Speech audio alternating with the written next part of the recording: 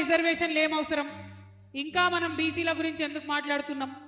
ఇంకా మనం ఎస్సీల గురించి ఎందుకు మాట్లాడుతున్నాం? ఇంకా మనం ఎస్టీల గురించి ఎందుకు మాట్లాడుతున్నాం? ఇవన్నీ కరెక్టేనా? మాట్లాడొచ్చా అని అంటున్నారు. నేను ఒక పేరు చెప్తా మీకు. టికారాం జుల్లి రాజస్థాన్లో ఉన్నటువంటి Congress party leader of opposition ఈయన అసెంబ్లీలో. శ్రీరామనవమి నాడు ఈయన రాజస్థాన్లో ఒక రాముడు గుడి దగ్గరికి పోయింది. అందరితో పాటు ఆయన కూడా శ్రీరాముడు గుడికి పోతే ఆ గుడికి పోయి బయటకు వచ్చిన తర్వాత భారతీయ జనతా పార్టీకి సంబంధించినటువంటి ఒక నాయకుడు, ఈ కాంగ్రెస్ పార్టీ నాయకుడు పోయి రాముని దర్శనం చేసుకోగానే మైలబడ్డది, ఈయన వచ్చిపోయిండు అని చెప్పి పాలతో అభిషేకం చేసిండు. మా గుడి మైలబడ్డదని ఇయాలటికి కూడా మాట్లాడుతున్నటువంటి దౌర్భాగ్య నాయకులు మన దగ్గర ఉన్నటువంటి పరిస్థితి. రాముడికి ఇష్టం లేదా? ఆ శబరిమాత ఎంగిలి కాగా తినలేదా రాముడు? ఏ కులం శబరిది అడిగినరా ఎవరన్నా? ఆయన అడవిలో పోయినాడు, పడవ దాటించినటువంటి గుహుడిది ఏ కులం అడిగినరా ఎవరన్నా? ఆయన కోసం సీతమ్మని తేవడానికి పోయినటువంటి ఆంజనేయుడు ఆయన ఎక్కడివాడు? గిరిపుత్రుడు కాదా? మరి ఇవన్నీ కూడా మనం ఆలోచన చేసుకోవద్దా? ఎందుకు ఈ మాట నేను మాట్లాడుతున్నా అంటే ఒక ఆవేదనతో, ఒక బాధతో మాట్లాడుతున్నా. బాన్స్వాడలో ఒక షాప్ ఉన్నది, ఇప్పటికి ఉన్నది. అక్కడికి ఎవరన్నా బీసీలో ఎస్సీలో పోయి ఛాయ్ తాగితే వేరే కప్పులు ఇస్తారు. బీసీలో ఎస్సీలో పోయి ఛాయ్ తాగితే ఛాయ్ తాగినావు, పైసలు ఇచ్చినావు కరెక్టే, కానీ నీ కప్పు నువ్వు గడిగాడ పెట్టిపో అని చెప్పేటటువంటి పరిస్థితి ఇప్పటికి కూడా ఉన్నది. ఒక 15 ఏళ్ల కిందటి మాట చెప్తున్నా. మహబూబ్ నగర్లో ఒక గుడి ఉన్నది, పేర్లు చెప్ప నేను. ఆ గుడి బయట, అంటే గుడి లోపల దేవుణ్ణి దర్శించుకోవడం అన్నది అసాధ్యం బీసీ ఎస్సీలకు. కానీ గుడి బయట ప్రహారీ గోడ లోపల ఒక చిన్న రాయి పెట్టిరు. ఆడికి పోవాలి, ఆడ కొబ్బరికాయ కొట్టాలి, దూరంకి వెళ్ళి దేవుణ్ణి దండం పెట్టుకోవాలి, బయటకు వెళ్ళిపోవాలి. పాపం ఆనాడు అక్కడ ఉన్న ఎమ్మెల్యే గారు, ఒక రెడ్డి గారు, ఆయన అరే ఇట్లా అన్యాయం జరుగుతుంది, నేను సహపంక్తి భోజనం పెడతా అని చెప్పి ఆయన సహపంక్తి భోజనం పెట్టి మనందరం సమానమని ఒక మంచి మెసేజ్ ఆయన ఇచ్చిండు. కానీ ఆ మెసేజ్ ఇచ్చి పాపం మా పెద్ద మనిషి వంగనే మళ్ళా పాలు తీసుకొచ్చి గుడంతా గడిగినటువంటి పరిస్థితి ఇప్పటికి కూడా ఈ భారతదేశంలో ఉన్నది. ఒక ఎస్సీ ఎస్టీలకే కాదు, బీసీలకు కూడా అనేక సందర్భాలలో అనేకమైన అవమానాలు ఇప్పటికీ జరుగుతున్నటువంటి పరిస్థితి ఈ భారతదేశంలో ఉన్నది.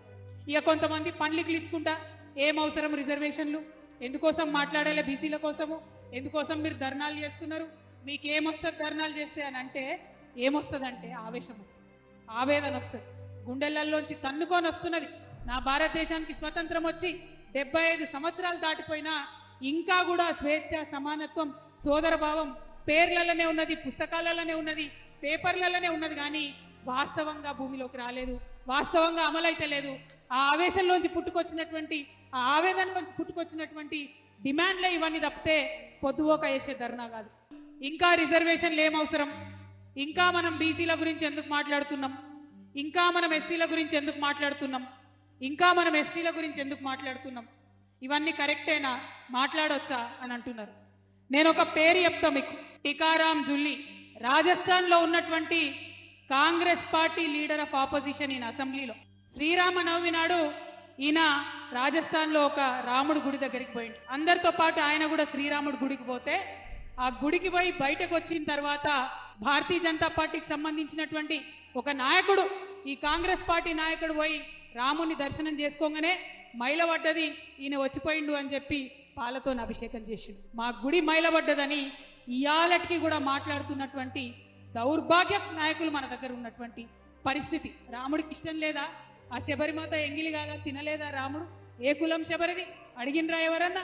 ఆయన అడవిలో పోయినాడు, పడవ దాటించినటువంటి గుహుడిది ఏ కులం అడిగినరా ఎవరన్నా?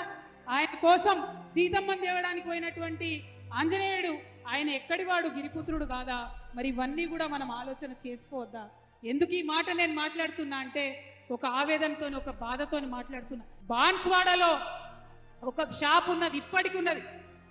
అక్కడికి ఎవరన్నా బీసీలో ఎస్సీలో పోయి ఛాయ్ తాగితే వేరే కప్పులు ఇస్తారు. బీసీలో ఎస్సీలో పోయి ఛాయ్ తాగితే ఛాయ్ తాగినావు, పైసలు ఇచ్చినావు కరెక్టే, కానీ నీ కప్పు నువ్వు గడిగాడ పెట్టిపో అని చెప్పేటటువంటి పరిస్థితి ఇప్పటికి కూడా ఉన్నది. ఒక 15 ఏళ్ల కిందటి మాట చెప్తున్నా. మహబూబ్ నగర్లో ఒక గుడి ఉన్నది, పేర్లు చెప్ప నేను. ఆ గుడి బయట, అంటే గుడి లోపల దేవుణ్ణి దర్శించుకోవడం అన్నది అసాధ్యం బీసీ ఎస్సీలకు. కానీ గుడి బయట ప్రహారీ గోడ లోపల ఒక చిన్న రాయి పెట్టిరు. ఆడికి పోవాలి, ఆడ కొబ్బరికాయ కొట్టాలి, దూరంకి వెళ్ళి దేవుణ్ణి దండం పెట్టుకోవాలి, బయటకు వెళ్ళిపోవాలి. పాపం ఆనాడు అక్కడ ఉన్న ఎమ్మెల్యే గారు, ఒక రెడ్డి గారు, ఆయన అరే ఇట్లా అన్యాయం జరుగుతుంది, నేను సహపంక్తి భోజనం పెడతా అని చెప్పి ఆయన సహపంక్తి భోజనం పెట్టి మనందరం సమానమని ఒక మంచి మెసేజ్ ఆయన ఇచ్చిండు. కానీ ఆ మెసేజ్ ఇచ్చి పాపం మా పెద్ద మనిషి వంగనే మళ్ళా పాలు తీసుకొచ్చి గుడంతా గడిగినటువంటి పరిస్థితి ఇప్పటికి కూడా ఈ భారతదేశంలో ఉన్నది. ఒక ఎస్సీ ఎస్టీలకే కాదు, బీసీలకు కూడా అనేక సందర్భాలలో అనేకమైన అవమానాలు ఇప్పటికీ జరుగుతున్నటువంటి పరిస్థితి ఈ భారతదేశంలో ఉన్నది.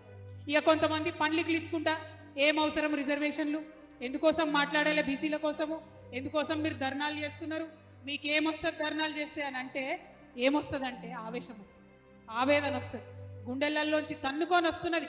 నా భారతదేశానికి స్వతంత్రం వచ్చి 75 సంవత్సరాలు దాటిపోయినా ఇంకా కూడా స్వేచ్ఛ, సమానత్వం, సోదరభావం పేర్లలోనే ఉన్నది, పుస్తకాలలోనే ఉన్నది, పేపర్లలోనే ఉన్నది, కానీ వాస్తవంగా భూమిలోకి రాలేదు, వాస్తవంగా అమలైతే లేదు.